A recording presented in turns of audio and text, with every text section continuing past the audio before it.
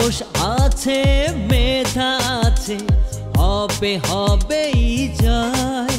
চাই না কারো করুণা, চাই না অনুশোচনা, চাই শুধু আমাদের ন্যায্য অধিকার। মেলেছি হৃদয় আঁখি যুক্তি। সুপ্রিয় দর্শক মণ্ডলী, আপনাদের সবাইকে আমন্ত্রণ জানাচ্ছি দৃষ্টি প্রতিবন্ধী শিক্ষার্থীদের অংশগ্রহণে ঢাকা ইন্টারন্যাশনাল ইউনিভার্সিটি নিবেদিত সংসদীয় ধারা বিতর্ক প্রতিযোগিতা ইউসিবি পাবলিক পার্লামেন্টের যুক্তির আলোয় দেখির আমাদের আজকের এই অনুষ্ঠানে। আমাদের আজকের এই ছায়া সংসদে প্রতিবন্ধীদের বিকাশে পরিবারের ভূমিকা নিয়ে কথা বলবে দৃষ্টি প্রতিবন্ধী বিতার্কিকরা। প্রতিযোগিতায় সরকারি দল হিসেবে অংশগ্রহণ করছে ঢাকা বিশ্ববিদ্যালয়ের স্বপ্রার্জিত স্বাধীনতা দল এবং বিরোধী দল হিসেবে অংশগ্রহণ করছে ইডেন মহিলা কলেজ। আমাদের সাথে সরকারি দল হিসেবে রয়েছেন ঢাকা বিশ্ববিদ্যালয়ের বক্তারা। তারা হলো মাননীয় প্রধানমন্ত্রী ও সংসদ নেতা নাজমুস সাকিব, মাননীয় মন্ত্রী মোহাম্মদ আমজাদ হোসেন, মাননীয় সরকার দলীয় সংসদ সদস্য আল ইমরান।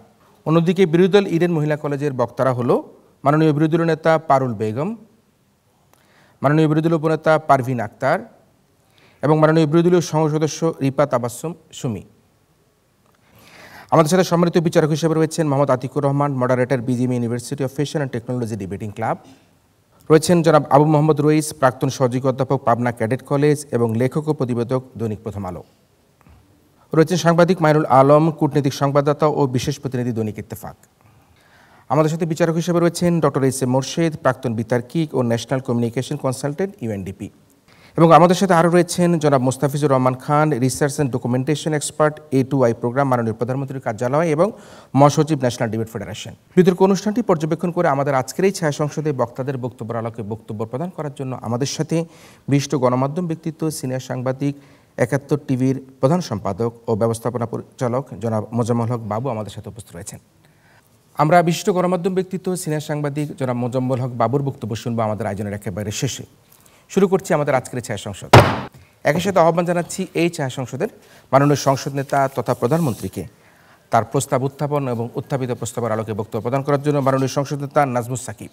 ধন্যবাদ মাননীয় স্পিকার, আমাকে এই মহান সংসদে ফ্লোর প্রদানের জন্য। যখন মাননীয় স্পিকার বাংলাদেশ উন্নয়নশীল দেশ হিসেবে আন্তর্জাতিক স্বীকৃতি পাচ্ছে, যখন পদ্মা সেতুর মতো মেগা প্রজেক্টগুলো আমরা বাস্তবায়ন করতে পারছি মাননীয় স্পিকার, যখন আমরা প্রতিবন্ধীদের ভাতা 700 টাকা থেকে বৃদ্ধি করে 800 টাকায় করেছি মাননীয় স্পিকার এবং তার পরিধিটাও বৃদ্ধি করেছি মাননীয় স্পিকার, তখন মাননীয় স্পিকার পরিবারের সহযোগিতা এবং যথার্থ ভূমিকা পেলে মাননীয় স্পিকার প্রতিবন্ধীদের বিকাশটি আমার প্রতিবন্ধী বান্ধব সরকার নিশ্চিত করতে পারবে মাননীয় স্পিকার। সেই প্রেক্ষাপটে দাঁড়িয়ে মাননীয় স্পিকার আপনার অনুমত ক্রমে যেই প্রস্তাবটি উত্থাপন করতে চাচ্ছি, প্রতিবন্ধীদের বিকাশে পরিবারের ভূমিকাটি প্রধান মাননীয় স্পিকার। সরাসরি চলে যাচ্ছি সংজ্ঞায়নে।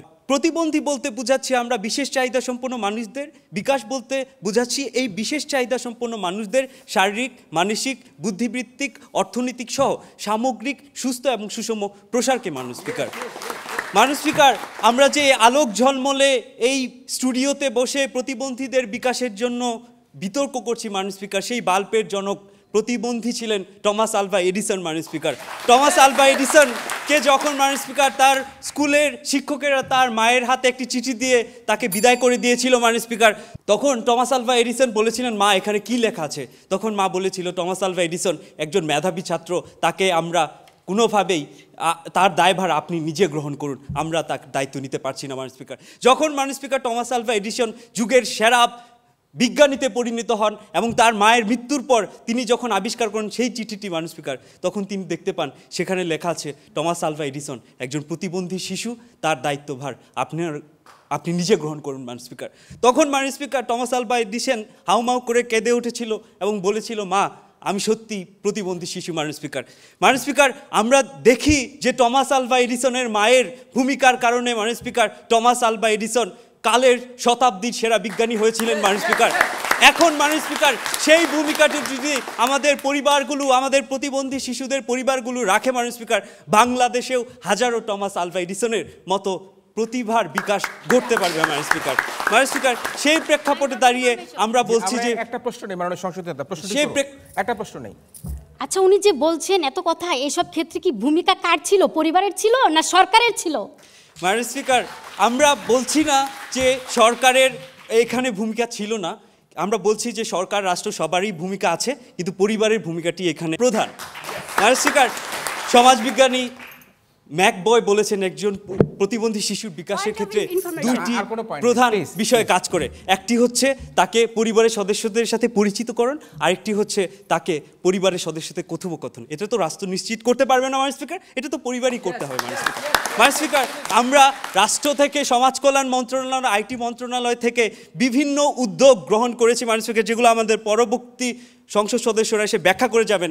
তাদের কর্মসংস্থান বৃদ্ধি করার জন্য, তাদের আত্মসামাজিক উন্নয়নের জন্য বিভিন্ন উদ্যোগ গ্রহণ করেছি মাননীয় স্পিকার। এখন সময় এসেছে আমরা যেটি দেখতে পাই মাননীয় স্পিকার, প্রতিবন্ধী শিশুদেরকে শিকলে বেঁধে রাখা হয় মাননীয় স্পিকার, তাদেরকে ঘরের কোণে আবদ্ধ রাখা হয়। তাদের যে শিক্ষার অধিকারটি, তাদের যে জীবন ধারণের অধিকারটি, সেটি পরিবার থেকে অবহেলা করা হয় মাননীয় স্পিকার। সেই প্রেক্ষাপটে কিভাবে রাষ্ট্র সমাজ তার যথাযথ ভূমিকা আমরা যেটি রেখে চলেছি, তারপরেও সেটা কিভাবে সম্ভব মাননীয় স্পিকার? সম্ভব নয় মাননীয় স্পিকার। সেই জন্য আমরা বলছি যে আমাদের উদ্যোগ, রাষ্ট্র যে ভাতা দিচ্ছে, আজকে আমাদের প্রতিপক্ষ বন্ধুরা অস্বীকার করতে পারবেন না তারা শিক্ষাবৃত্তি পাচ্ছেন না মাননীয় স্পিকার। সেই ক্ষেত্রে রাষ্ট্র সকল ব্যবস্থা গ্রহণ করছে। এখন দরকার পরিবারের যথাযথ ভূমিকা মাননীয় স্পিকার, পরিবারের যথাযথ সহানুভূতি এবং সমানুভূতি মাননীয় স্পিকার। একটি স্বাভাবিক সন্তানকে যেভাবে দেখা হয়, যেভাবে যত্ন করা হয়, একটি প্রতিবন্ধী শিশুকে সেভাবেও যদি যত্ন করে মাননীয় স্পিকার, আগেই বলেছি টমাস আলভা এডিসনের মতো হাজারো শিশু আমাদের দেশেই জন্মগ্রহণ করবে প্রতিবন্ধীদের মধ্য থেকে মাননীয় স্পিকার। মাননীয় স্পিকার, একটি প্রতিবন্ধী শিশু সৃষ্টির একটি বৈচিত্র্যতা মাননীয় স্পিকার, স্রষ্টাই তাকে সৃষ্টি করেছে মাননীয় স্পিকার। সেই শিশুকে, সেই বৈচিত্র্যতাকে আমাদের পরিবারগুলোর উচিত অবহেলা না করা, তাকে স্বাগত জানানো, তাকে ভালোবাসা এবং তার ভালোবাসা এবং জীবনের যে বিশেষ চাহিদাগুলো রয়েছে প্রতিবন্ধী শিশুর, সেগুলো প্রদান করা। তাহলেই কেবল মাননীয় স্পিকার তার প্রতিবার যথাযথ বিকাশটি নিশ্চিত করা যাবে। ধন্যবাদ মাননীয় স্পিকার। ধন্যবাদ মাননীয় সংসদ নেতা। তারা নানাভাবেই প্রতিবন্ধী শিশুদের, প্রতিবন্ধী মানুষগুলির বিকাশের জন্য কাজ করছে, পরিবারের সহযোগিতার আহ্বান জানিয়েছে। বলছে যদি পরিবার থেকে শিশুকে যত্ন না নেওয়া হয়, যদি পরিবারে অন্য যে অপ্রতিবন্ধী শিশু রয়েছে তাদের মতো যদি তাদের প্রতি খেয়াল রাখা না হয়, শিকলে বেঁধে রাখা হয়, ঘরে আটকে রাখা হয়, তাদেরকে স্কুলে ভর্তি করা বা শিক্ষার সুযোগ করে দেওয়া না হয়, তাহলে কোনোভাবেই কিন্তু আমরা প্রতিবন্ধীদের বিকাশে আমরা তাদেরকে উন্নয়নের দ্বার প্রান্তে ত্বরান্বিত করতে পারবো না। এক্ষেত্রে পরিবারকে প্রধান ভূমিকা পালন করতে হবে। আমরা শুনছিলাম মাননীয় সংসদ নেতার বক্তব্য। আমরা এবারে শুনবো মাননীয় বিরোধী নেতা পারুল বেগমের কাছ থেকে তার বক্তব্য। দৃষ্টিমোদের অন্ধ হলেও প্রতিভামোদের অন্ধ নয়, সুযোগ পেলে আমরা প্রতিবন্ধীরাও করতে পারি বিশ্বজয়। ধন্যবাদ মাননীয় স্পিকার আমাকে এই মহান সংসদে সুযোগ প্রদানের জন্য। মাননীয় স্পিকার, আমরা কেউ পরিবারের ভূমিকার কথা অস্বীকার করছি না, কিন্তু মাননীয় স্পিকার, প্রতিবন্ধীদের বিকাশে সরকার তথা রাষ্ট্রের ভূমিকাই কিন্তু প্রধান।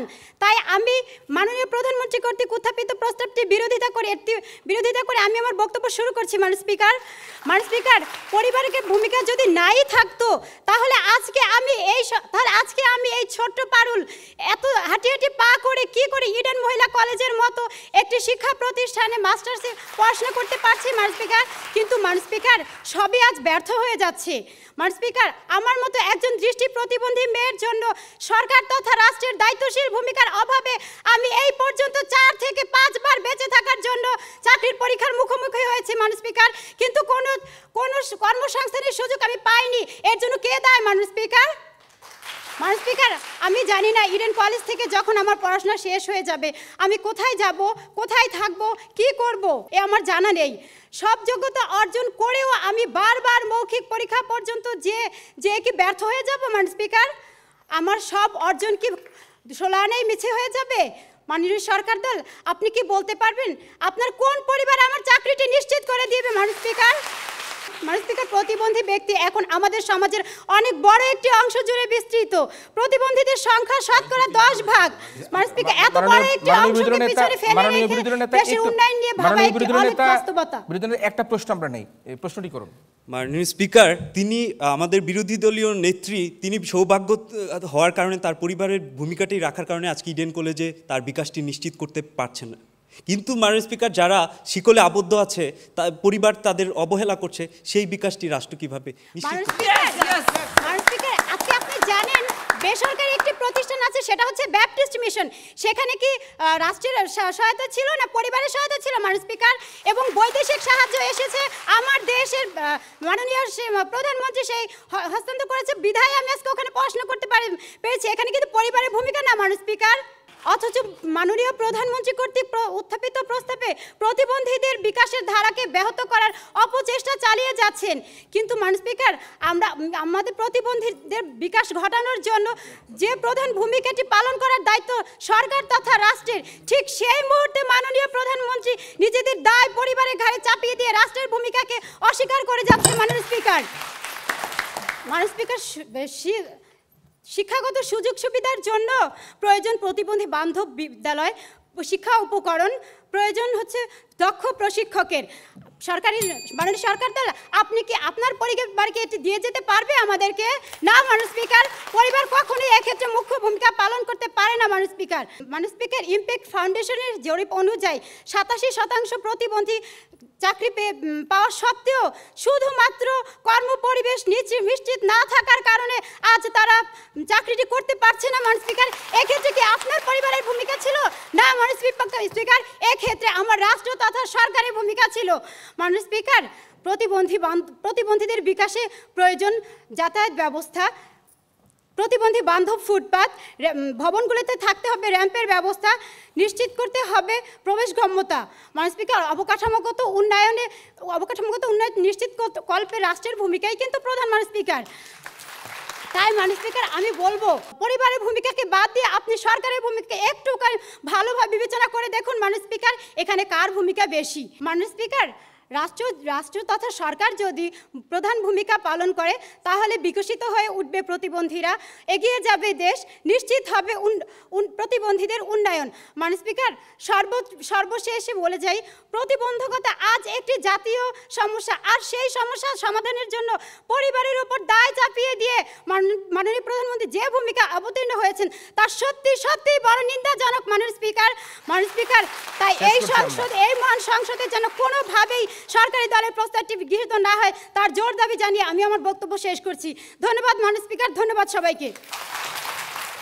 ধন্যবাদ। আজকের এই ছায়া সংসদের মাননীয় বিরোধী নেতা পারুল বেগমকে 4-5 বার চাকরির পরীক্ষা অবতীর্ণ হয়েও সে চাকরি পায়নি।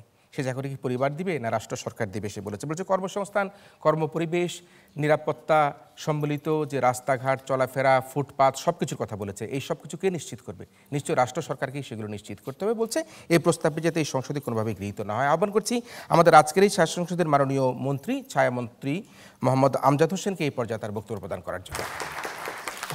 মাননীয় স্পিকার, আজকে যখন কনফারেন্সে শুনতে হয় একজন প্রতিবন্ধীর মা বলছে যে আমার সন্তান আমাকে কর্মসংস্থান লাভ করে আমার জন্য ভরণ পোষণের ব্যবস্থা করবে, এটা আমি কখনো বিশ্বাস করতে পারি না। আজকে সেই প্রেক্ষাপটে দাঁড়িয়ে কোন মানে জাদুর কাঠি দিয়ে পরিবারের বাইরে গিয়ে তিনি প্রতিবন্ধীর বিকাশ নিশ্চিত করুন। মাননীয় স্পিকার, আজকে মাননীয় প্রধানমন্ত্রী যে প্রস্তাবটি উত্থাপন করে সেই প্রস্তাবটি হচ্ছে প্রতিবন্ধী মানুষের বিকাশে পরিবারের ভূমিকায় প্রধান। মাননীয় স্পিকার, আজকে বিরোধী দলের অনেক কিছু বলে গেলেন, সরকার বিভিন্ন সুযোগ সুবিধার কথা বলে গেলেন। মাননীয় স্পিকার, আজকে লক্ষ্য করে দেখতে পান আজকে সারা দেশে 69টি শিক্ষা প্রতিষ্ঠান আছে মাননীয় স্পিকার, দৃষ্টি প্রতিবন্ধী মানুষের শিক্ষার জন্য। মাননীয় স্পিকার, সেই শিক্ষা প্রতিষ্ঠানগুলোতে মাননীয় স্পিকার মাননীয় স্পিকার প্রায় অর্ধেকেরও বেশি সিট খালি আছে। কেন মাননীয় স্পিকার?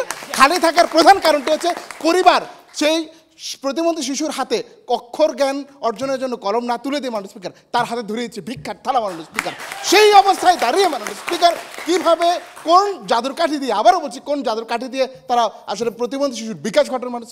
মাননীয় স্পিকার, আজকে যদি লক্ষ্য করি যে বিশ্বের সফল মানুষদের কথা, লুই ব্রেলের কথা বলি, হেলেন কেলারের কথা বলি মাননীয় স্পিকার, সেখানে দাঁড়িয়ে দেখতে পাবো লুই ব্রেল যখন দৃষ্টি প্রতিবন্ধী হয়ে যান তার পরিবারে কিন্তু তাকে প্রথমে চার্চে পাঠিয়েছিল তার শিক্ষা ব্যবস্থা করার জন্য। মাননীয় স্পিকার, সেই শিক্ষা ব্যবস্থার জায়গা থেকে যদি তার পরিবার তাকে না এগিয়ে দিত, আজকে আপনারা মাননীয় বিরোধী দল আপনারা যে ব্রেইলে পড়াশোনা করছেন, ব্রেইলের আজকে স্ক্রিপ্ট পড়ছেন মাননীয় স্পিকার, সেই ব্রেইলই কখনো আবিষ্কৃত হতো মাননীয় স্পিকার। সেই জায়গাতে মাননীয় স্পিকার পরিবারের ভূমিকা কতটুকু প্রধান মাননীয় স্পিকার লক্ষ্য করে দেখতে পারেন।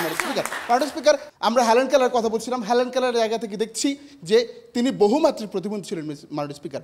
তার বাবা উচ্চবিত্ত ছিলেন, কিন্তু তার বাবা তার বাচ্চাকে কুসংস্কার আচ্ছন্ন না হয়ে তার বাচ্চাকে সঠিক শিক্ষা দিয়েছিলেন, যার ফলে সে কিন্তু সারা বিশ্বে একজন স্বনামধন্য সাহিত্যিক হিসেবে পরিণত হয়েছিল মাননীয় স্পিকার। সেই দৃষ্টিপ্রতিবন্ধী মাননীয় স্পিকার, কিন্তু আজকে যখন দেখি যে মাননীয় স্পিকার শেকড় ছাড়া কখনোই একটি গাছ বাঁচতে পারে না, তেমনি মাননীয় স্পিকার আজকে পরিবারকে একটা রাষ্ট্র ব্যবস্থার একটা পুরো বিশ্ব মাননীয় স্পিকার শেকড় বলাতে পারে। আজকে সেই শিকড়কে দৃঢ় না করে মাননীয় স্পিকার কিভাবে রাষ্ট্র এবং সমাজের মধ্যে দিয়ে মানুষের বিকাশ ঘটানো সম্ভব তা কোনোভাবে বোধগম্য নয় মাননীয় স্পিকার। মাননীয় মন্ত্রী অপেক্ষা করুন, যে মাননীয় সদস্য সুমি প্রশ্নটি করুন। আচ্ছা মাননীয় স্পিকার, সে বারবার বলছে যে লুই ব্রেলের কথা। লুই ব্রেল যেখান থেকে শিক্ষা অর্জন করেছিল সে তার পরিবার থেকে না, সে একটা চার্চ থেকে শিক্ষা অর্জন করেছিল। মাননীয় স্পিকার সেই চার্চে নিয়ে গেছে মানুষের পরিবার গঠন করে দিয়েছিল। সেই চার্চেই দাঁড় করেছিল তার পরিবার যদি সেই চার্চে না দিয়ে না নিয়ে যেত তাহলে কিভাবে আপনি ঢাকা ভার্সিটি কিভাবে পড়ছেন? অর্ডার প্লিজ, আমরা প্রশ্নটি শুনি। মাননীয় সদস্য বলুন। সে যে ঢাকা ইউনিভার্সিটিতে পড়ছে, ছোট থেকে এই পর্যন্ত ব্রেইলে পড়ে, সেই ব্রেইলে পড়ার যে স্কুলগুলো সেগুলো কি তাকে পরিবার গঠন করে দিয়েছিল না তাকে রাষ্ট্র বা সরকার গঠন করে দিয়েছিল? মাননীয় স্পিকার, আমার কাকা আমাকে সেই প্রতিষ্ঠানগুলো খুঁজে 2 বছর ধরে খুঁজে সেই প্রতিষ্ঠানগুলো বের করে আমাকে সেখানে ভর্তি করিয়েছিল বিধায় মাননীয় স্পিকার আমি আজকে ব্রেল শিখতে পেরেছি, আমি আজকে বিশ্ববিদ্যালয়ে আসতে পেরেছি মাননীয় স্পিকার। এবং তারপরে দাঁড় করে দিয়েছে মাননীয় স্পিকার, তা না হলে কোনোভাবে সম্ভব ছিল না মাননীয় স্পিকার। যদি স্কুলগুলো না থাকতো তাহলে আপনি কোথায় পড়তেন? আজকে ঠিক উল্টো কথাটি যদি দেখি যে পরিবারের 2-1টি পরিবার সচেতন হয়েছিল বিধায় আজকে এই মঞ্চে দাঁড়িয়ে আমরা যারা কথা বলতে তারা সবাই এখানে দাঁড়াতে পেরেছি মাননীয় স্পিকার। মাননীয় স্পিকার, সারা দেশে 64টি জেলায় প্রতিবন্ধী সেবা কেন্দ্র আছে তাদের চিকিৎসার জন্য মাননীয় স্পিকার। সারা দেশে 32টি ভ্যান ঘুরে বেড়াচ্ছে, ভ্রাম্যমাণ ভ্যান ঘুরে বেড়াচ্ছে মানুষের চিকিৎসার জন্য, কিন্তু সেখানে সঠিক সাড়া পাওয়া যাচ্ছে না। কেননা মাননীয় স্পিকার?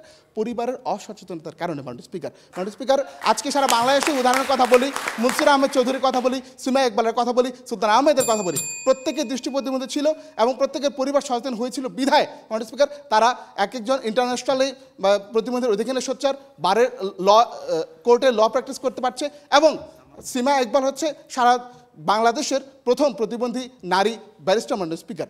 সেই জায়গাকে আজকে বলতে চাই যে মানব পরিবারের সঠিক ভূমিকা যদি থাকে তাহলেই একজন মানুষ সে প্রতিবন্ধী হোক বা অপ্রতিবন্ধী হোক তার বিকাশ সুষ্ঠু হওয়া সম্ভব হয়। কিন্তু পরিবার যদি তার সঠিক ভূমিকাটুকু না রাখে তাহলে মাননীয় স্পিকার তার একজন মেধাবী ছাত্রেরও তার বিকাশ আধারেই থেকে যায়। ধন্যবাদ মাননীয় স্পিকার, ধন্যবাদ সবাই। ধন্যবাদ মাননীয় মন্ত্রী, ছায়ামন্ত্রী। তিনি যেটি বললেন যে আজকে যদি পরিবার তাকে শিক্ষা দীক্ষার ব্যবস্থা না করে ভিক্ষার থালা হাতে দিয়ে দেয় তাহলে সেখানে কি করবে। আজকে যে স্কুলগুলো করা হয়েছে এই সরকারের পক্ষ থেকে, তাদের সরকারের পক্ষ থেকে প্রায় স্কুলগুলিতে কিন্তু সিট খালি থাকছে, কোনোভাবেই শিক্ষার্থীরা সেখানে আসছে না পরিবারের অসচেতনতার কারণের জন্য। হেলেন কেলারের কথা বলেছেন, ব্রেলের কথা বলেছেন এবং বলেছেন যে একজন প্রতিবন্ধী বাচ্চার জন্য জামালপুরের ডিসি সাহেবের কথা বলেছেন, তার কাছ থেকে সাহায্য নিয়ে তার বাবা তার মেয়েকে ধুমধাম করে বিয়ে দিয়েছে। এই যদি পরিবারের অবস্থা হয় তাহলে কিভাবে পরিবারের সাহায্য ছাড়া আমরা প্রতিবন্ধীদের বিকাশ করব, এই প্রশ্ন রেখে তার বক্তব্য শেষ করেছেন। ধন্যবাদ জানাচ্ছি আমরা আমাদের আজকের ছায়া সংসদের মাননীয় মন্ত্রী মোহাম্মদ আমজাদ হোসেনকে। আহ্বান করছি আজকের এই প্রতিযোগিতার মাননীয় বিরোধী দলীয় উপনেতা পারভিন আক্তারকে এই পর্যায়ে তার বক্তব্য প্রদান করার জন্য। আলোর জাগরণ দেশের উন্নয়ন রাষ্ট্রীয় পদক্ষেপ নিশ্চিত করতে পারে উন্নয়নে প্রতিবন্ধীদের অংশগ্রহণ।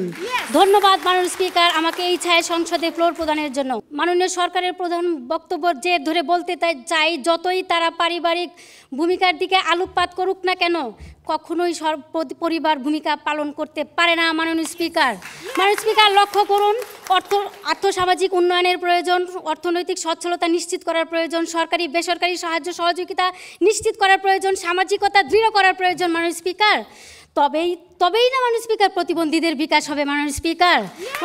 কিন্তু প্রশ্ন হচ্ছে মাননীয় স্পিকার, প্রতিবন্ধী বিকাশে কার ভূমিকা প্রধান, রাষ্ট্রের না পরিবারের? মাননীয় স্পিকার সুস্পষ্টভাবে প্রতীয়মান হয় যে সকল সমস্যা বিদ্যমান রয়েছে তার সমাধানে পরিবার কখনোই মুখ্য ভূমিকা পালন করতে পারে না মাননীয় স্পিকার। দুর্বল আর্থসামাজিক উন্নয়নের অবস্থান ঘটাতে গেলে প্রয়োজন যথা উপযুক্ত বাজেট বরাদ্দ, যা কেবল রাষ্ট্রের পক্ষেই সম্ভব। মাননীয় স্পিকার, প্রতিবন্ধীদের আজ সমাজের ঘর থেকে বের হয়ে সাধারণ 8-10 জন মানুষের মতো পিছিয়ে পড়া জনগোষ্ঠীর অন্তর্ভুক্ত, তাদের বিকাশের জন্য প্রয়োজন জাতীয় পদক্ষেপ নেওয়া। মাননীয় স্পিকার, জাতীয় পদক্ষেপ গ্রহণ করা।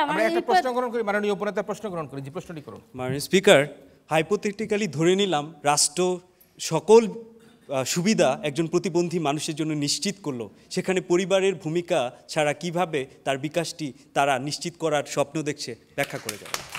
মাননীয় প্রধানমন্ত্রী, আপনি যাই বলছেন তাই আমি বলবো, পরিবারের থেকে সরকারের ভূমিকাই বেশি। মাননীয় স্পিকার, একটি দেশ একটি দেশের জন্য একটি পরিবার একটি দেশের জন্য কখনোই পরিবার কখনোই মুখ্য ভূমিকা পালন করতে পারে না মাননীয় স্পিকার। তাই এসব বাস্তবায়নের ক্ষেত্রেই সরকারের ভূমিকাই প্রধান। তাই আমি জোর গলায় বলতে চাই, প্রতিবন্ধী বিকাশে সরকারের ভূমিকাই প্রধান, পরিবারের নয় মাননীয় স্পিকার। মাননীয় স্পিকার, প্রতিবন্ধী ব্যক্তিদের জন্য অধিকার ও সুরক্ষা আইন করেছেন সরকার, যাতে করে প্রতিবন্ধী ব্যক্তিদের কোনোভাবেই যেন হেয় প্রতিপন্ন করা যাবে না মাননীয় স্পিকার। বাস্তবতা সম্পূর্ণই ভিন্ন মাননীয় স্পিকার। মাননীয় স্পিকার, দুর্বল প্রতিবন্ধী ব্যক্তিদের আমাদের স্বাধীনতা বেঁচে থাকার, নিরাপদভাবে বেঁচে থাকার অধিকার আমাদের। কিন্তু মাননীয় স্পিকার, ঘর থেকে বের হয়ে পাই না কোনো ফুটপাত, পাই না রাস্তা পারের সুযোগ সুবিধা নেই, আমাদের জন্য লঞ্চের ব্যবস্থা নেই, বাসে ওঠার সমস্যা, এমনকি আমাদের জন্য গণপরিবহনের সংরক্ষিত আসনের কথা থাকলেও আমাদেরকে উঠতে দেওয়া হচ্ছে না মাননীয় স্পিকার। এসব কি পরিবার করবে না রাষ্ট্র করবে মাননীয় স্পিকার? মাননীয় স্পিকার, জাতীয় সমস্যার নিরসনের কিন্তু প্রশ্ন মাননীয় স্পিকার, মাননীয় সরকারি দল, আপনারা যে প্রস্তাবটি তুলেছেন কোন জাদুর কাঠির বলে পরে রাষ্ট্র যদি কোনো ভূমিকা পালন না করে, তাহলে আপনার পরিবার আপনার সমস্যা কিভাবে সমাধান করবে? এখানে কি পরিবার আসবে নাকি রাষ্ট্র আসবে মাননীয় স্পিকার? মাননীয় স্পিকার, প্রতিবন্ধীদের এই জাতীয় সমস্যা নিরসনে সরকারের ভূমিকাই প্রধান, রাষ্ট্রের ভূমিকা নয়। তাই আমি আজকের সর্বোপরি বলতে চাই, আজকের এই সংসদে সরকারের দলের প্রস্তাবটি কোনোভাবেই যেন গৃহীত না হয় তার জোর দাবি জানাচ্ছি। কেননা এই প্রতিবন্ধিত্বের মতো জাতীয় সমস্যার সমাধান কল্পে কোনোভাবেই পরিবারের ভূমিকা মুখ্য নয়, সরকারের ভূমিকাই মুখ্য আমি বলবো। ধন্যবাদ মাননীয় স্পিকার, ধন্যবাদ সকলকে।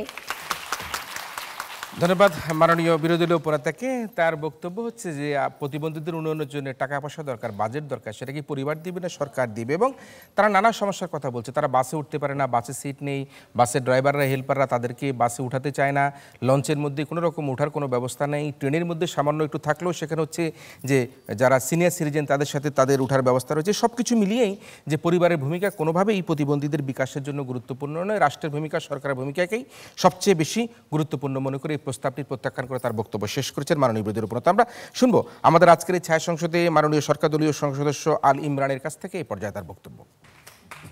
যদি পরিবার হাতে কলমের বদলে ধরিয়ে দেয় ভিক্ষার থালা, যদি আদর সোহাগের পরিবর্তে দেয় বঞ্চনা, যদি সামাজিক আচার অনুষ্ঠানে অংশগ্রহণের পরিবর্তে রচে দেয় চার দেওয়ালে তার পৃথিবী, তাহলে কিভাবে সম্ভব মাননীয় স্পিকার আজকে একজন প্রতিবন্ধী মানুষের সরকার কিংবা সমাজের সেই সুবিধাটুকু গ্রহণ করে তার বিকাশটি নিশ্চিত করা? ধন্যবাদ মাননীয় স্পিকার আজকের মহান সংসদ আমাকে ফ্লোর প্রদানের জন্য। মাননীয় স্পিকার, আজকে প্রধানমন্ত্রী যে প্রস্তাবটি উত্থাপন করেছেন, প্রস্তাবটি হচ্ছে প্রতিবন্ধী মানুষের বিকাশে পরিবারের ভূমিকায় প্রদান। আজকে মাননীয় স্পিকার দ্বিতীয় বক্তা এসে বেশ কিছু যুক্তি প্রমাণ এবং সরকারের বিভিন্ন সুবিধার কথা এসে বলে গেলেন মাননীয় স্পিকার, এবং ইতিমধ্যে প্রমাণ করে দিয়েছেন সরকারি বিভিন্ন সুযোগ সহযোগিতা থাকার পরেও পরিবারের যথেষ্ট সহযোগিতা না থাকার কারণে তারা মাননীয় স্পিকার আজকে প্রতিবন্ধী মানুষের বিকাশটি ব্যাহত হচ্ছে। মাননীয় স্পিকার, সমাজবিজ্ঞানী ম্যাকাইভার বলেছেন একজন শিশুর বিকাশের ক্ষেত্রে এবং একজন শিশুর প্রথম শিক্ষার ধাপ হচ্ছে পরিবার। আজকে সেই প্রথম শিক্ষার ধাপ পরিবারকে বাদ দিয়ে মাননীয় স্পিকার তারা আজকে সরকার কিংবা সমাজ দ্বিতীয় তৃতীয় ধাপের কথা বলছেন। আজকে যদি সেই প্রথম ধাপই না থাকে তাহলে দ্বিতীয় এবং তৃতীয় ধাপে কিভাবে যাবেন প্রশ্ন রয়ে গেল মাননীয় স্পিকার আজকে বিরোধী দলের কাছে। মাননীয় স্পিকার, গ্রামে একটি খুব প্রচলিত কথা আছে, গাছের গুড়া কেটে দিয়ে আগায় যতই পানি দেন মাননীয় স্পিকার গাছ কিন্তু বড় হবে না। ঠিক সেভাবেই গাছের গুড়া হচ্ছে আজকে পরিবারের ভূমিকা মাননীয় স্পিকার গৌণ হলে তাহলে মাননীয় স্পিকার কোনোভাবে সরকার কিংবা রাষ্ট্রীয় যে সুযোগ সুবিধা সেগুলো মাননীয় স্পিকার আজকে আমরা মাননীয় সদস্য আমরা একটা প্রশ্ন নাই। জি স্পিকার, আজ আমাদের কিছু সীমাবদ্ধতা আছে বলে আমরা প্রতিবন্ধী, সো আমাদের পড়ালেখার সিস্টেমটাও ভিন্ন। এখন সরকার বা রাষ্ট্র যদি আমাদেরকে এই পড়ালেখার সিস্টেম না চালু করে দিত তাহলে কি পরিবার আমাদের স্কুল কিভাবে খুঁজে বের করতো আর কোথায় আমাদেরকে ভর্তি করতো? মাননীয় স্পিকার, আমরা সেটাই বলছি মাননীয় স্পিকার, প্রয়োজনীয়তায় উদ্ভাবনের জনক। আজকে যদি মাননীয় স্পিকার পরিবার থেকে যদি স্বতঃস্ফূর্তভাবে প্রত্যেকটি প্রতিবন্ধী আজকে সরকারের যে পদক্ষেপ সেগুলোতে অংশগ্রহণ করতো, সরকার মাননীয় স্পিকার আরো অনেক বেশি সুযোগ সুবিধা বাড়িয়ে দিত মাননীয় স্পিকার প্রতিবন্ধী ব্যক্তিদের নিশ্চিত মাননীয় স্পিকার, নিশ্চিত হতোই মাননীয় স্পিকার। সেজন্য আজকে পরিবার থেকে যে স্বতঃস্ফূর্ত অংশগ্রহণ সেটি ব্যাহত হচ্ছে, বিদায় মাননীয় স্পিকার প্রতিবন্ধী মানুষের বিকাশটি ব্যাহত হচ্ছে। মাননীয় স্পিকার, রাষ্ট্র কিন্তু প্রতিবন্ধী মানুষের জন্য আইন করেছে, শিক্ষা প্রতিষ্ঠান দিয়েছে মাননীয় স্পিকার, কিন্তু শিক্ষা প্রতিষ্ঠান খালি কেন? খালি হচ্ছে মাননীয় স্পিকার, তারা আজকে পরিবার থেকে বের হয়ে যে শিক্ষা প্রতিষ্ঠান পর্যন্ত যাবে সেই সুযোগটা মাননীয় স্পিকার আজকে পরিবার করে দিচ্ছে না মাননীয় স্পিকার। আজকে দেখুন মাননীয় স্পিকার, প্রতিবন্ধীদের অবস্থা বাংলাদেশে কি রকম করুন মাননীয় স্পিকার। একজন প্রতিবন্ধীকে পায়ে শিকল দিয়ে বেঁধে রাখা হয় মাননীয় স্পিকার। যখন মাননীয় স্পিকার পরিবারে কোনো অতিথি বেড়াতে আসে তখন মাননীয় স্পিকার প্রতিবন্ধী মানুষটিকে একটি আলাদা কক্ষে বেঁধে রাখা হয় মাননীয় স্পিকার। যখন আমাদের বাংলাদেশের মতো একটি দেশে এই অবস্থায় প্রতিবন্ধী মানুষের অবস্থান পরিবারে এই পর্যন্ত, তাহলে কিভাবে মাননীয় স্পিকার ওই প্রতিবন্ধী মানুষটির বিকাশ সরকার কিংবা সমাজ দ্বারা আপনি নিশ্চিত করবেন? সেটি হচ্ছে মাননীয় স্পিকার আজকে বিরোধী দলের কাছে প্রশ্ন। মাননীয় স্পিকার, দেখুন সরকার গত 15, 16, 17 মে সরকার মাননীয় স্পিকার প্রতিবন্ধী মানুষদের জন্য ডিসএবিলিটি অ্যান্ড ডিজাস্টার ম্যানেজমেন্ট কর্তৃক আয়োজন করেছিল মাননীয় স্পিকার প্রতিবন্ধী মানুষের যে বন্যা দুর্যোগ অবস্থায় প্রতিবন্ধী মানুষরা যাতে নিরাপত্তা পায় মাননীয় স্পিকার। কিন্তু আমরা যদি আজকে মাননীয় স্পিকার পরিবার থেকে বের হতে না পারি, সরকারের যে পদক্ষেপ সেগুলো কিভাবে বাস্তবায়ন হবে মাননীয় স্পিকার, এবং সরকারের পদক্ষেপের যে সুফল সেগুলো কখনোই ভোগ করা সম্ভব নয়। লক্ষ্য করুন মাননীয় স্পিকার, আমরা সফল মানুষের কথা বলি, ব্যর্থ মানুষের কথা বলি মাননীয় স্পিকার। সফলতার পেছনে যেমন পরিবারের ভূমিকা রয়েছে, ব্যর্থ মানুষের পেছনে মাননীয় স্পিকার পরিবারের ভূমিকা অত্যন্ত বেশি মাননীয় স্পিকার। আজকে পুরো পৃথিবী যখন ফুটবল জোরে কাঁপছে মাননীয় স্পিকার, ঠিক তখনই মনে পড়ে যায় ব্রাজিলিয়ান সেই কিংবদন্তি প্রতিবন্ধী ফুটবল প্লেয়ার গিরিঞ্জার কথা মাননীয় স্পিকার। তিনি মাননীয় স্পিকার যখন তিনি প্রতিবন্ধী হওয়া সত্ত্বেও তার বাবার অনুপ্রেরণায় সে মাননীয় স্পিকার ফুটবল তার নাম লিখিয়েছিল, এবং সেই সময় মাননীয় স্পিকার 80-র দশকে তিনি বিশ্বসেরা ফুটবলার হয়েছিলেন। যদি তার পরিবার আজকে এগিয়ে না আসতো মাননীয় স্পিকার, কোনোভাবেই আজকে সে বিশ্বসেরা ফুটবলার হতে পারতো না। ধন্যবাদ মাননীয় স্পিকার। আজকে এই সংসদে এই প্রস্তাবটি গ্রহণযোগ্যতা ধন্যবাদ সবাইকে। ধন্যবাদ মাননীয় সদস্য সরকারি দলে। তিনি যেটি বললেন যে বাড়িতে যদি বেড়াতে আসে তাহলে প্রতিবন্ধী সন্তান বাসায় থাকলে তাকে একটা রুমে বন্ধ করে রাখা হয় যাতে অন্য আত্মীয় স্বজনরা প্রতিবন্ধী বাচ্চাটাকে দেখতে না পারে। বলছে যে আজকে সারা পৃথিবীতে যখন ফুটবল খেলার উত্তাপ চলছে সে সময় ব্রাজিলের একজন খেলোয়াড়ের কথা বলছেন।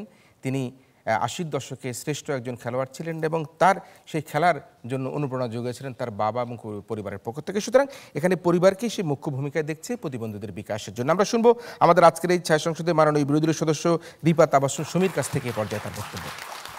আবছায়া চলে যায় হিজলেরও দিন, অভিমান জমে জমে আমি ব্যথাহীন। মাননীয় স্পিকার, একজন প্রতিবন্ধী হিসেবে আমার হৃদয়ে আজ যখন দুঃখ বেদনা জমে জমে আমি ব্যথাহীন হয়ে পড়েছি, ঠিক সেই সময় আজ এই মহান সংসদে দাঁড়িয়ে সরকারি দল আমার এবং আমার মতো অন্যান্য প্রতিবন্ধী ব্যক্তিদের উন্নয়নের বিকাশে পরিবার এবং পরিবারের কথা বলে মহান সংসদে কেবল বিভ্রান্তিই সৃষ্টি করছে মাননীয় স্পিকার। ধন্যবাদ মাননীয় স্পিকার আমাকে এই মহান সংসদে ফ্লোর প্রদানের জন্য। মাননীয় স্পিকার, আজ আমি ডিবেট ফর ডেমোক্রেসির সহযোগিতায় এই মঞ্চে দাঁড়িয়ে বিতর্ক করছি। আজ যদি ডিবেট ফর ডেমোক্রেসি এই বিতর্কের আয়োজন না করতো তাহলে কি আমার পরিবারের পক্ষে সম্ভব ছিল এই আয়োজন করে আমাদের স্বপ্ন পূরণ করার? কখনোই নয়। ঠিক তেমনি প্রতিবন্ধী ব্যক্তিদের বিকাশের সকল ক্ষেত্রেই পরিবারের ভূমিকা গৌণ, রাষ্ট্রের ভূমিকাই প্রধান। মাননীয় স্পিকার, মাননীয় স্পিকার, আমরা যখন দেখি যে এক প্রতিবন্ধী শিশুর জন্য ভাতা 700 টাকা নিয়ে তার অপ্রতিবন্ধী সন্তানের জন্য সেটা ব্যয় করা হয়, সেটা কিভাবে রাষ্ট্রের পক্ষে সম্ভব পরিবারের ভূমিকা ছাড়া সেই অর্থনৈতিক বিকাশটি প্রতিবন্ধীদের জন্য নিশ্চিত করা? ধন্যবাদ আপনার প্রশ্নের জন্য। আচ্ছা, আপনি কোন পরিবারকে দেখেছেন, কাকে দেখেছেন, আপনি নাম সহ উদাহরণ দেন। মাননীয় স্পিকার, আমি আমার বক্তব্যে চলে যাচ্ছি। মাননীয় স্পিকার, প্রতিবন্ধী ব্যক্তিদের বিকাশ ঘটাতে প্রয়োজন প্রতিবন্ধী বান্ধব পরিবেশ এবং আইনের যথাযথ প্রয়োগ ও বাস্তবায়ন। আর এই লক্ষ্যেই রাষ্ট্র 2001 সালে প্রণয়ন করে প্রতিবন্ধী কল্যাণ আইন এবং 2013 সালে প্রণয়ন করে প্রতিবন্ধী অধিকার ও সুরক্ষা আইন। মাননীয় স্পিকার, সরকারি দলের কোন পরিবার এই আইন প্রণয়নে ভূমিকা রাখতে পারবে? এবারে আসি আইনের বাস্তবায়নে। রাষ্ট্র এই আইনগুলো প্রণয়ন করছে বিধায় আজ পরিবার তথা সমাজ প্রতিবন্ধী ব্যক্তিদের অধিকার সম্বন্ধে সচেতন হতে শুরু করেছে। রাস্তাঘাট, ভবন, পার্ক এবং বিভিন্ন অবকাঠামোগত স্থাপনাগুলো প্রতিবন্ধী বান্ধব হওয়া শুরু করেছে। আর তাই আমি জোর দিয়ে বলতে পারি আমাদের মতো প্রতিবন্ধী ব্যক্তিদের বিকাশে রাষ্ট্রের ভূমিকাই প্রধান। মাননীয় স্পিকার, মাননীয় সদস্য সুমি, আমরা একটা প্রশ্ন নেই। জি হ্যাঁ মাননীয় স্পিকার, আমরা মেনে নিচ্ছি সরকার আজকে আইনগুলো প্রণয়ন করে, কিন্তু আইনগুলো আজকে সঠিকভাবে বাস্তবায়ন হচ্ছে না কেন, তার পিছনে কারণটা কি একটু বলে দিবেন? মাননীয় স্পিকার, এটা আইনগুলো বাস্তবায়ন হচ্ছে না কারণ আপনারা অসচেতন তাই।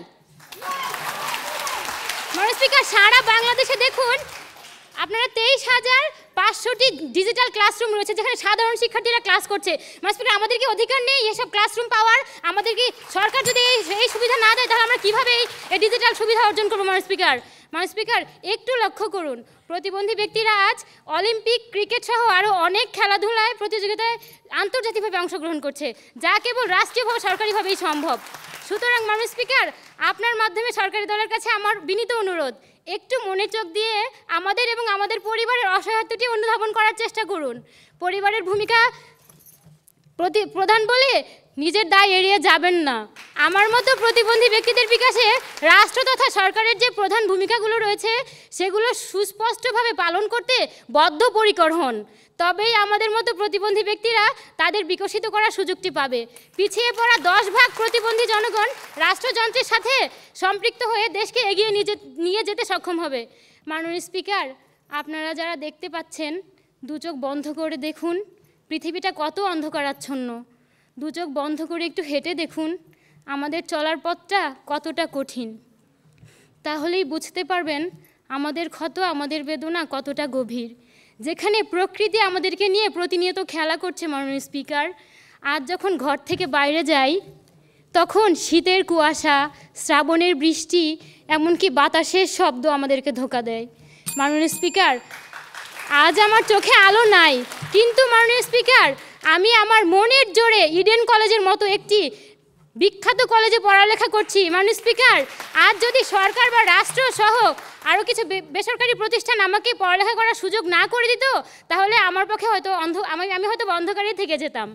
মাননীয় স্পিকার, আমি আপনার মাধ্যমে ধন্যবাদ জানাতে চাই আমাদের আজকের প্রধান অতিথি, বিশিষ্ট গণমাধ্যম ব্যক্তিত্ব, আমাদের সবার শ্রদ্ধাভাজন সিনিয়র সাংবাদিক জনাব মোজাম্মেল বাবু স্যারকে। স্যার এত কষ্ট করে, এত ধৈর্য নিয়ে আমাদের বক্তব্য শুনছেন, সেজন্য স্যারকে অসংখ্য ধন্যবাদ।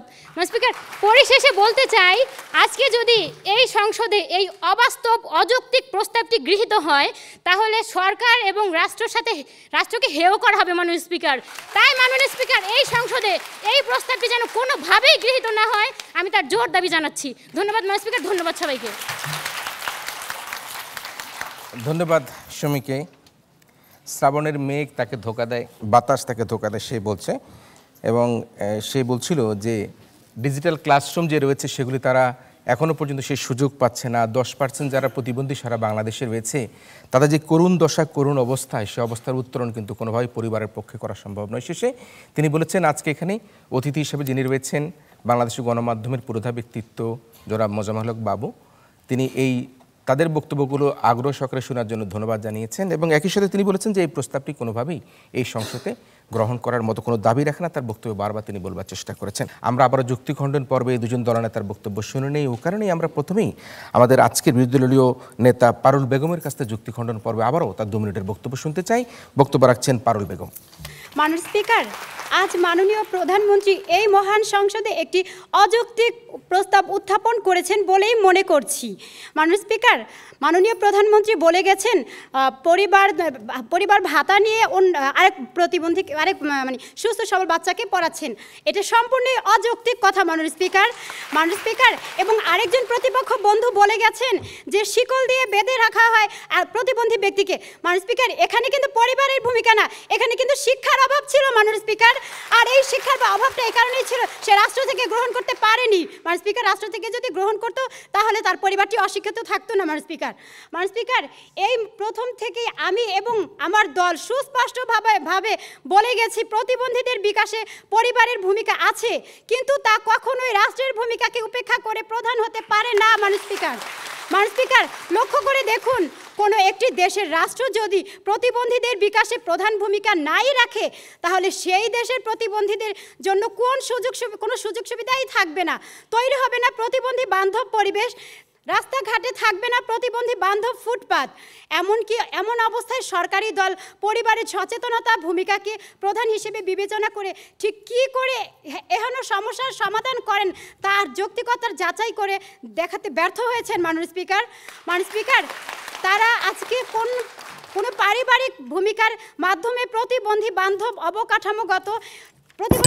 অবকাঠামোগত উন্নয়ন নিশ্চিত করবেন এবং সেই উন্নয়নের জন্য বাজেট বরাদ্দ করবেন, তারা কোনো সুস্পষ্ট রূপরেখা দিয়ে যেতে পারেননি মাননীয় স্পিকার।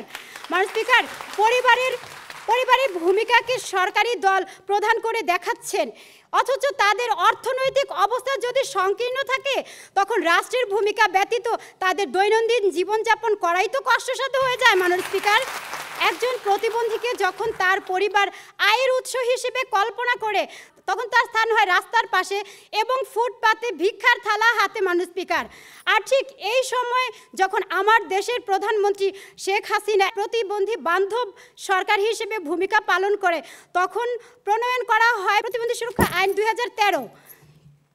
জেলায় জেলায় গড়ে ওঠে প্রতিবন্ধী বান্ধব শিক্ষা প্রতিষ্ঠান, পদক্ষেপ নেওয়া হয় সমন্বিত শিক্ষা ব্যবস্থা গ্রহণের সৃষ্টি হয় নতুন নতুন কর্মসংস্থানের। মাননীয় স্পিকার, আর এর মাধ্যমে সুস্পষ্টভাবে প্রতীয়মান হয় যে মাননীয় স্পিকার, প্রতিবন্ধীদের বিকাশে পরিবারের ভূমিকা অপেক্ষা সরকারের ভূমিকা প্রধান, সরকার তথা রাষ্ট্রের ভূমিকাই প্রধান। মাননীয় স্পিকার, তাই আমি এই সংসদে জোর গলায় বলতে চাই, এই দাবিটি যেন কোনোভাবেই সরকারি দলের দাবি যেন কোনোভাবেই এই সংসদে গৃহীত না হয়।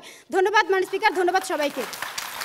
ধন্যবাদ আমাদের আজকের এই ছায়া সংসদের মাননীয় বিরোধী নেতা পারুল বেগমকে তার বক্তব্যের জন্য। মাননীয় প্রধানমন্ত্রী শেখ হাসিনাকে প্রতিবন্ধী বান্ধব সরকার প্রধান হিসেবে তিনি দাবি করে বললেন তার অনেক আগ্রহের কারণে যেন 2013 সালে প্রতিবন্ধী আইন হয়েছে এবং সে কারণে যেন সব কিছু সুরক্ষা করা সম্ভব হয়েছে।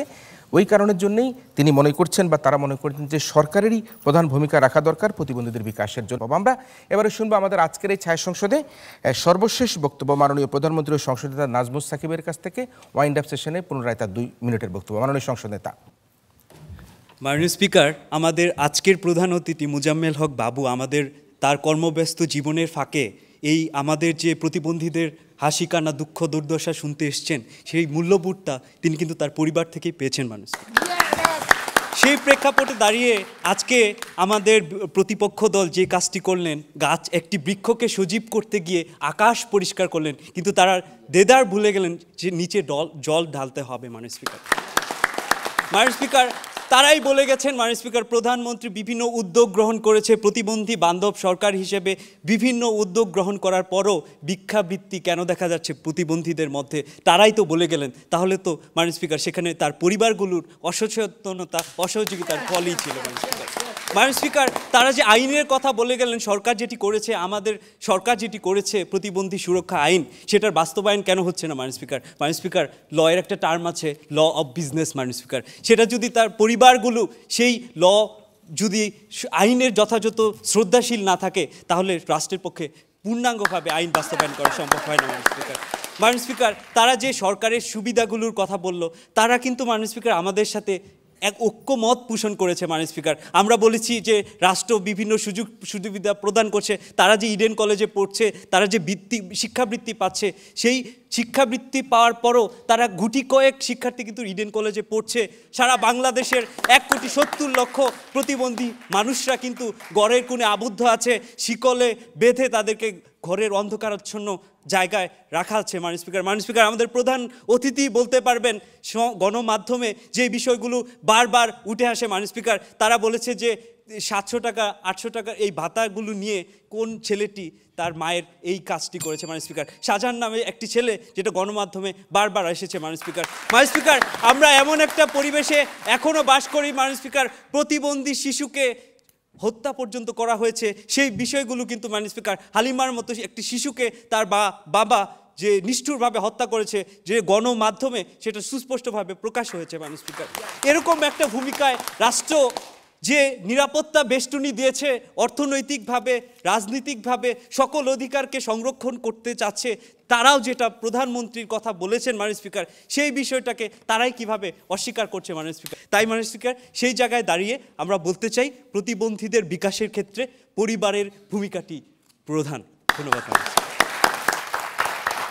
আমরা যে বিষয় নিয়ে কথা বলছিলাম সেটি হচ্ছে প্রতিবন্ধীদের বিকাশে পরিবারের ভূমিকাই প্রধান, এবং এই বিষয় নিয়ে কথা বলবার প্রাক্কালে আমরা একটুখানি জেনে রাখি যে বারবার যে প্রশ্নগুলি উত্থাপিত হচ্ছে, বারবার যে কথাগুলো আসছে, প্রতিবন্ধী বান্ধব সরকারের কথা আসছে, এই প্রতিবন্ধী বান্ধব যে ব্যবস্থাপনা সেগুলির কিন্তু কথা আসছে। এবং সেই কথা আসতে গিয়ে আমরা দেখতে পাই যে দৃষ্টি প্রতিবন্ধীদের জন্য এখনও পূর্ণাঙ্গভাবে সেই শিক্ষার পরিবেশ কিন্তু আমরা এখনও তৈরি করতে পারিনি। আমরা ব্রেল বইয়ের জন্য মাত্র 10ম শ্রেণী পর্যন্ত, ম্যাট্রিক পরীক্ষা পর্যন্ত তাদেরকে সুযোগ দিতে পারছি, কিন্তু উচ্চশিক্ষা এখনও পর্যন্ত ব্রেল বই আমরা ছাপাতে পারিনি, আমরা মুদ্রণ করতে পারিনি। আমরা দেখেছি যে একজন দৃষ্টি প্রতিবন্ধী শিক্ষার্থীর জন্য কি কষ্ট হয় যখন তার শ্রুতি লেখককে যখন সংগ্রহ করতে হয়, কত জায়গায় তাকে পারমিশন নিতে এবং তাকে দিতে হয় 8 বা 8ম বা 9ম শ্রেণী বা 10ম শ্রেণীর একজন শিক্ষার্থীকে দেওয়া হয় শ্রুতি লেখক হিসেবে যখন মাস্টার্সের একজন শিক্ষার্থী পরীক্ষা দিতে যায়। এই যে তাদের কষ্টগুলো, তাদের বেদনাগুলো, এবং প্রতিবন্ধী মানুষগুলো যখন রাস্তা দিয়ে হাঁটে তাদের জন্য কোনো ফুটপাথ থাকে না, তাদের জন্য কোনো রকম ট্রাফিক লাইট ব্যবস্থাপনা থাকে না, তাদের জন্য লঞ্চে উঠবার জন্য কোনো ব্যবস্থা নাই, তাদের জন্য বাসে উঠবার জন্য কোনো ব্যবস্থা থাকে না, কোনো আলাদা লেন নাই। এই যে কষ্টগুলো সেগুলো তারা বারবার বলবার চেষ্টা করছে। এই কারণের জন্য রাষ্ট্র এবং সরকারকে তারা পাশে পাওয়ার জন্য তারা চেষ্টা করছে। কিন্তু আবার একটা কথাও রয়েছে যে পরিবারের পক্ষ থেকে যদি সচেতন না হয়, পরিবাররা যদি তার সন্তানকে স্কুলে না নিয়ে যায়, পরিবাররা যদি তার সেই প্রতিবন্ধী সন্তানকে অত্যন্ত আনন্দের সাথে অন্য সন্তানকে যেভাবে গ্রহণ করে সেভাবে যদি গ্রহণ না করে, তাহলে কিন্তু সেই বেদনার জায়গাটা কিন্তু বাড়তেই থাকবে। কারণ সরকারের পক্ষ থেকে 64 জেলায় সমন্বিত যে দৃষ্টি প্রতিবন্ধী শিক্ষা কার্যক্রম সেটি চালু করা হয়েছে। 2013 সালের যে আইন সেখানে বলা হয়েছে যে কোনো প্রতিবন্ধী ব্যক্তিকে যদি অবহেলা করা হয় তাহলে তাকে শাস্তি দিতে হবে। এবং 73টি বুদ্ধি প্রতিবন্ধী স্কুল চালু করা হয়েছে, 32টি ভ্রাম্যমাণ থেরাপি ভ্যানের মাধ্যমে সেটি চালু করা হয়েছে। সুতরাং এই ক্ষেত্রে সেখানে পরিবারের ভূমিকার কথাও কিন্তু এখানে উঠে আসে। আমরা যখন রাস্তায় দেখি প্রতিবন্ধী বাচ্চারা বা প্রতিবন্ধী মানুষগুলো সেখানে ভিক্ষা করছে, সেখানে একটা জরিপে দেখা গিয়েছে তার যে 30% বেশি পরিবারের পক্ষ থেকে তাকে জোর করে ভিক্ষাবৃত্তির জন্য তাকে বাধ্য করছে। এবং একটা গাভীর মতো যেভাবে তার কাছ থেকে দুধ দোহায়, ঠিক সেভাবেই ওই পরিবার তার অর্থগুলো তার কাছ থেকে নিয়ে নেয় এবং অনেক সময় বৃষ্টির মধ্যে, রোদ্রের মধ্যে জোর করে তাকে ফুটপাতে বা রাস্তার পাশে বসিয়ে রেখে সে অর্থগুলো উপার্জন করে। কে করে? পরিবারই কিন্তু সেটি করছে, তাকে বাধ্য করছে। এবং অনেক ক্ষেত্রে দেখা যাচ্ছে যে পরিবার একটা অপ্রতিবন্ধী শিশুকে কিন্তু প্রতিবন্ধী বানিয়েও রাস্তায় কিন্তু সেখানে ভিক্ষাবৃত্তি করাতে বাধ্য করছে। এই যে পরিবারের অসচেতনতা, সেখানের জন্য আমাদেরকে সকল কিন্তু একত্রে কাজ করতে হবে। আজকে সরকার অনেক প্রণোদনা দিচ্ছে। আমরা দেখি কর প্রদানের ক্ষেত্রে আমরা দেখেছি যে শ্রেষ্ঠ করদাতাদেরকে সরকার সম্মানিত করে। আমরা মনে করি প্রতিবন্ধীদের যদি কোথাও কোনো চাকরির ব্যবস্থা করা সম্ভব হয় তাহলে সেখানে সরকার যাতে তাদের জন্য একটা প্রণোদনার ব্যবস্থা করে, তাদেরকে ট্যাক্স মকুবের একটা ব্যবস্থা করে। মাননীয় প্রধানমন্ত্রী গত কয়েকদিন পূর্বে তার সংসদ অধিবেশনে তার ভাষণে বলেছেন শুধু মুক্তিযোদ্ধা কোটা থাকবে, আমরা সাধুবাদ জানাই তাকে। কিন্তু সেই সাথে আমরা একটা আবদার করতে চাই যে যাতে মাননীয় প্রধানমন্ত্রী সেই মুক্তিযোদ্ধা কোটার পাশাপাশি প্রতিবন্ধীদের সুরক্ষার জন্য যদি কোনো ব্যবস্থাপনা তার মাথার মধ্যে তার চিন্তা চেতনা থেকে থাকে তাহলে নিশ্চয়ই তিনি সেটি করবেন। সবশেষে একটা কথা বলতে চাই যে প্রতিবন্ধীদেরকে যদি আমরা উন্নয়নের সাথে আমরা সম্পৃক্ত করতে না পারি এই 10% মানুষকে, তাহলে আমাদের জিডিপির 3 থেকে 7% কিন্তু ক্ষতি হওয়ার সম্ভাবনা রয়েছে, হুমকির মধ্যে থাকতে পারে। দর্শক মণ্ডলী, আমাদের সাথে আজকের এই স্টুডিওতে এই প্রতিবন্ধী শিক্ষার্থী ভাই বোনদের এই আয়োজনে যাদের দৃষ্টি নেই কিন্তু মনের দৃষ্টিতে যারা তখন কথা শোনালেন, তাদের কথাগুলি শুনবার জন্য আজকে এখানে প্রধান অতিথি হিসেবে যিনি এসেছেন বাংলাদেশের গণমাধ্যম ব্যক্তিত্ব, সিনিয়র সাংবাদিক, 71 টেলিভিশনের সম্মানিত প্রধান সম্পাদক জনাব মোজাম্মেল হক বাবু, তিনি এখানে এসেছেন। আমরা আমাদের আজকের প্রধান অতিথি জনাব মোজাম্মেল হক বাবুকে আহ্বান করছি দৃষ্টি প্রতিবন্ধীদের বিতার্কিকদের বক্তব্যের আলোকে এই পর্যায়ে তার বক্তব্য প্রদান করার জন্য। সকলকে ধন্যবাদ জানাচ্ছি, আমাকে এখানে আসবার সুযোগ করে দেওয়ার জন্য আয়োজকদেরকে ধন্যবাদ জানাচ্ছি। আমি আসলে একবার এদিকে আরেকবার ওদিকে চলে যাচ্ছিলাম, দুপক্ষের যুক্তি এত সবল, আমি নিজেই একদিক থেকে আরেক দিকে যাচ্ছিলাম। কিন্তু আমি এই বিতর্কের প্রতিবন্ধীদের বিকাশে পরিবারের ভূমিকাই প্রধান, এই উপস্থাপনার সাথে আমার খানিকটা দ্বিমত আছে। মানে এই প্রধান ধরে বিতর্ক করলে আসলে আমরা কোথাও পৌঁছতে পারি না। কেননা আমার বিবেচনায় পরিবারের ভূমিকা প্রথম, কিন্তু সরকারের ভূমিকা নিয়ামক। পরিবার যদি না পাঠায়, প্রথম মানে কিন্তু প্রধান নয়, নিয়ামক মানেও কিন্তু প্রধান নয়। সো পরিবার যদি সরকারের ফ্যাসিলিটিসগুলিতে না পাঠায় তাহলে সরকার হাজার ফ্যাসিলিটিস করে লাভ হবে না। এই যাদেরকে আমরা প্রতিবন্ধী বলছি, কারো দৃষ্টি আমাদের চেয়ে ডিফারেন্ট, আমি নাই বলবো না, কারো শ্রবণ শক্তি আমাদের চেয়ে ডিফারেন্ট, কাদের উপলব্ধি শক্তি আমাদের মানে আমাদের অনেকের চেয়ে ডিফারেন্ট। সো এদেরকে বিশেষ শিশু হিসেবে চিহ্নিত করে তাদের জন্য বিশেষ কেয়ারকেই আমি প্রাধান্য দিব। প্রতিবন্ধী শব্দটার মধ্যে তাদেরকে ডিসক্রিমিনেট করার একটা টেন্ডেন্সি আছে এবং তাদেরকে আন্ডারমাইন করার একটা টেন্ডেন্সি আছে। এবং আমি তো মনে করি আমার 2টা হাত আছে, আমার এক কলিগ আছে, তার একটা হাতও নাই, সে এই আঙুলগুলি নাই, সে কম্পিউটারে বাংলা ইংলিশ সব টাইপ করতে পারে, আমি বাংলা করতে পারি না। আমি তো মনে করি আমার 10 আঙুল থাকা সত্ত্বেও আই এম মোর হ্যান্ডিক্যাপ দেন হেম। এখন হ্যান্ডিক্যাপকে কিভাবে হচ্ছে, মানে কোনো একটা স্কিলের অভাবে আঙুল থাকলেই আপনি ভালো টাইপ করে ফেলতে পারবেন, আঙুল না থাকলেই পারবেন না। অনেকে আমরা ডিজিটালি হ্যান্ডিক্যাপ হয়ে যাচ্ছি, অনেকে আমরা নানাভাবে হ্যান্ডিক্যাপ হয়ে যাচ্ছি। সুতরাং এই শারীরিক বিশেষ অবস্থাকে বিশেষভাবে বিবেচনা করাই কাম্য, এদের প্রতিবন্ধী বা অন্য কোনোভাবে ডিসক্রিমিনেট করে।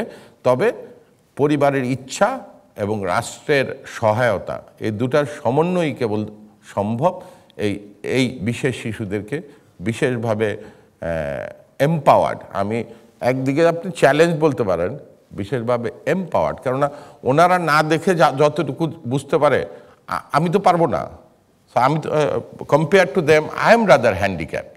সুতরাং বিশেষভাবে ক্ষমতায়িত মানুষদেরকে জন্য বিশেষ সুবিধা দিতে হবে। এমন বিশেষ সুবিধা দেওয়ার মানেই না যে তারা দুর্বল কিংবা হ্যান্ডিক্যাপ, তারা অনেক কিছু আমাদের চেয়ে, ওনাদের চেয়ে এক ধরনের হ্যান্ডিক্যাপ হতে পারে ফিজিক্যালি, যারা চ্যালেঞ্জ আরও ফিজিক্যালি, কিন্তু মেবি ওনাদের চেয়ে ওনাদের অন্য মনোবল অনেক বেশি। সুতরাং প্রত্যেকে ডিফারেন্ট অ্যান্ড তাদের জন্য ডিফারেন্ট ট্রিটমেন্ট প্রয়োজন।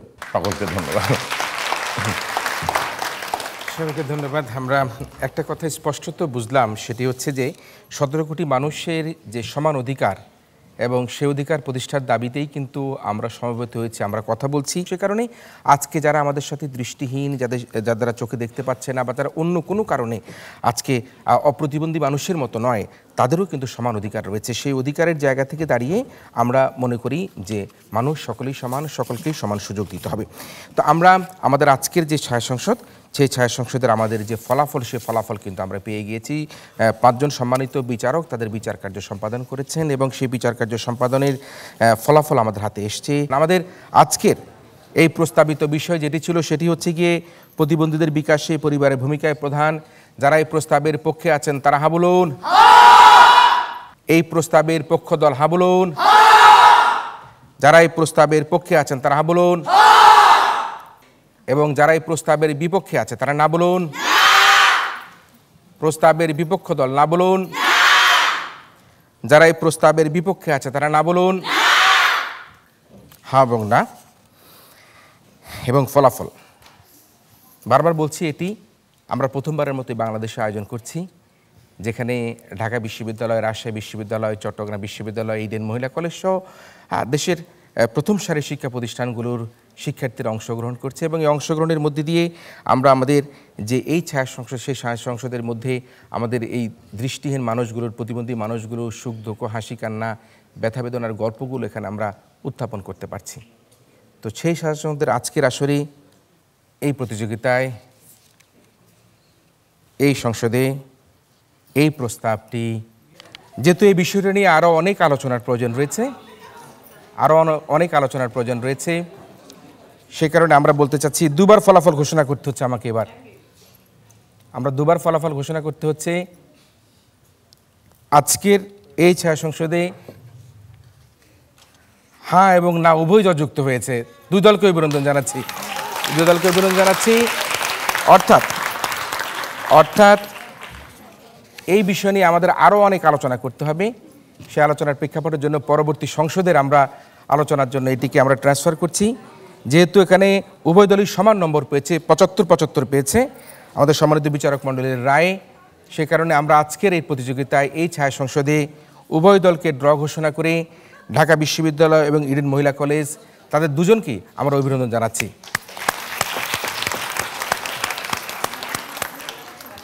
সুপ্রিয় দর্শক মণ্ডলী, আপনারা যারা এতক্ষণ টেলিভিশনের পর্দায় দেশে অথবা বিদেশে আমাদের এই ছায়া সংসদ দেখলেন, আপনাদের সবাইকে আমাদের আগামী সংসদ, আগামী অনুষ্ঠান দেখার আমন্ত্রণের মধ্যে দিয়ে আজকের মতো এই ছায়া সংসদ এখানেই শেষ করছি।